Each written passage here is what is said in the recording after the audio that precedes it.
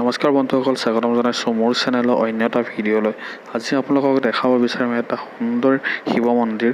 দুটা শিলৰ মাজত থকা এটা শিৱ মন্দিৰ আপোনালোকক দেখাবলৈ চেষ্টা কৰিম আৰু তাৰ প্ৰাকৃতিক সৌন্দৰ্য আপোনালোকক দেখাবলৈ চেষ্টা কৰিম। তেনে ব'লক ভিডিঅ'টো আৰম্ভ কৰোঁ।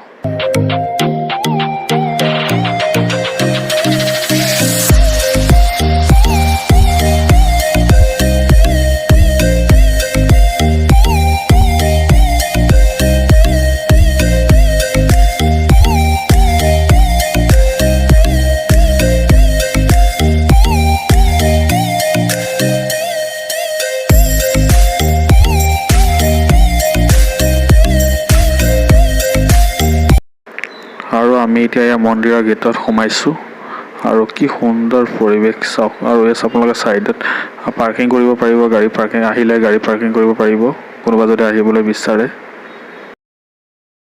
আমি এতিয়া আহি পালোহি মন্দিৰ আৰু বলক এতিয়া মন্দিৰ ভিতৰত আপোনালোকক দেখাম।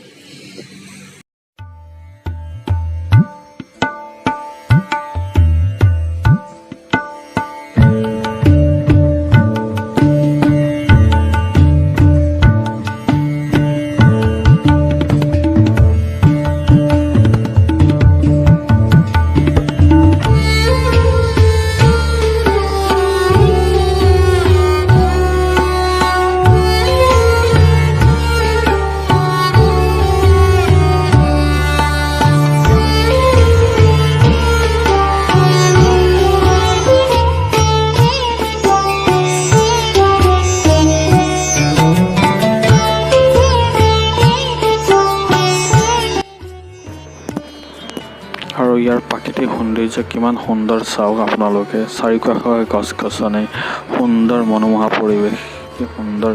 আহিয়ে কিবা এটা মনটো ভাল লাগিছে। আপোনালোকক কেনে লাগিছে চাই আৰু কমেণ্ট কৰি জনাব নিশ্চয়।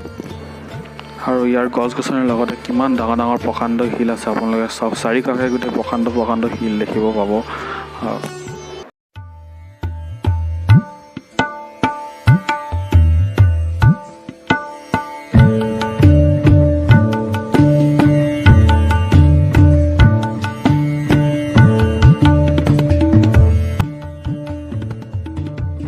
আৰু এই প্ৰকাণ্ড শিল দুটাৰ মাজতে মহাদেৱৰ মূৰ্তি আছে, আপোনালোকে নিশ্চয় দেখি পাইছে।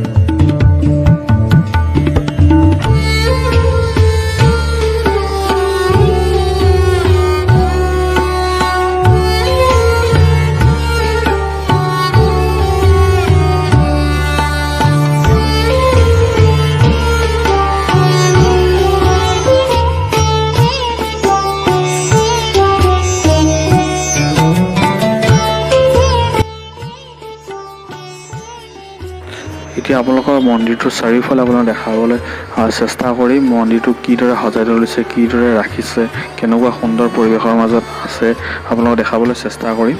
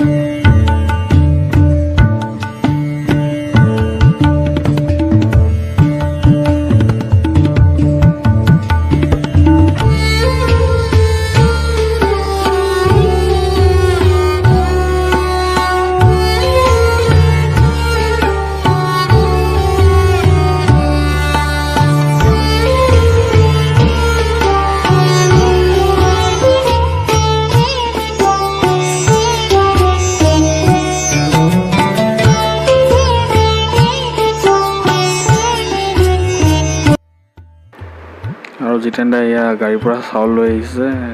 চাউল লৈ আহিছিল আমি পাৰৰ কাৰণে, পাৰক দিবৰ কাৰণে। ইয়াত পাৰ বহুত আছে মন্দিৰত পাৰখিনি থকা ঠাইখিনি ইমান সুন্দৰ লাগিছে, ইমান ধুনীয়া লাগিছে। আপোনালোকে কেনে লাগিছে জনাব কমেণ্টত।